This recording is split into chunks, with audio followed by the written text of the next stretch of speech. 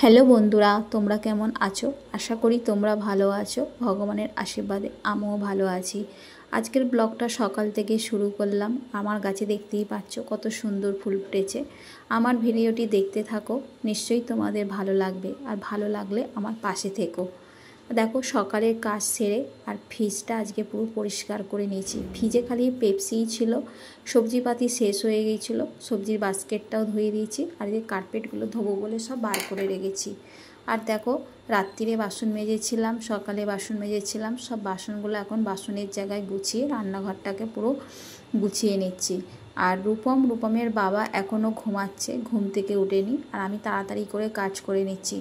আমি কিন্তু অনেক সকালে আজকে উঠেছি, আমার সব কাজই প্রায় হয়ে গেছে। রান্নাঘরটাও প্রায় গোছানো হয়ে গেছে, আর ঘর মোছা সবই হয়ে গেছে, কাপড় কাচাও হয়ে গেছে এক বালতি। আর ছাদে এসেছি কাপড়গুলো মিলে দিতে। আর দেখতেই পাচ্ছ আকাশটা দেখে মেঘলাও করেছে, আবার রোদও উঠেছে। আর দেখতে পাচ্ছ একটা কাক এসেছে, কাকটা কেমন বসে আছে।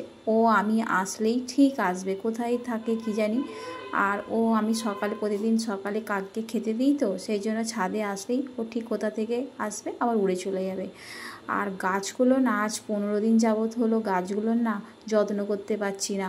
সংসারের এত কাজের চাপ বেড়েছে কি বলবো। মানে গাছগুলোয় জল দিই, সকাল বিকাল জল দিই, কিন্তু গাছে তো জল দিলেই হবে না, গাছেও তো একটু পরিচর্যা করতে হবে বলো।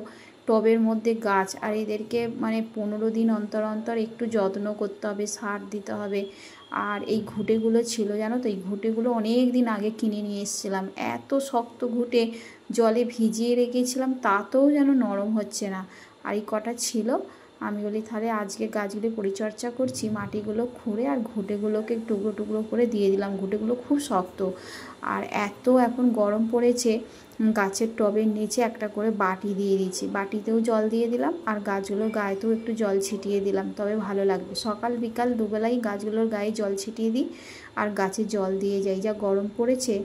আর কিছু গাছকে ছাওয়ার মধ্যে নিয়ে চলে গেছি, বড় গাছগুলো না পুরো ঝিমিয়ে যাচ্ছে। কেন, টব তো, টবে বেশি মাটিও নেই, আর গাছগুলো বড় হয়ে যাচ্ছে, সেই জন্য ওরা ঝিমিয়ে যায় রোদ পেলে, ওই জন্য ছাওয়াই নিয়ে চলে গেছি। আর এইদিকে কিছু গাছ রেখেছি, এই গাছগুলোতেও সার আর জল দিয়ে দিলাম। আর দেখতেই পাচ্ছ মাঝে মাঝে রোদ করছে, মাঝে মাঝে মেঘলা করছে, আকাশে প্রচণ্ড মেঘ করেছে, জানি হয়তো বৃষ্টি আসবে। আর এখন দেখো চান টান করে চলে এসেছি। ঠাকুর ঘরেই লাকি ব্যাম্বুটা থাকে, আর লাকি ব্যাম্বুটাকেও প্রতি সপ্তাহে আমি একবার করে পরিষ্কার করে নিই।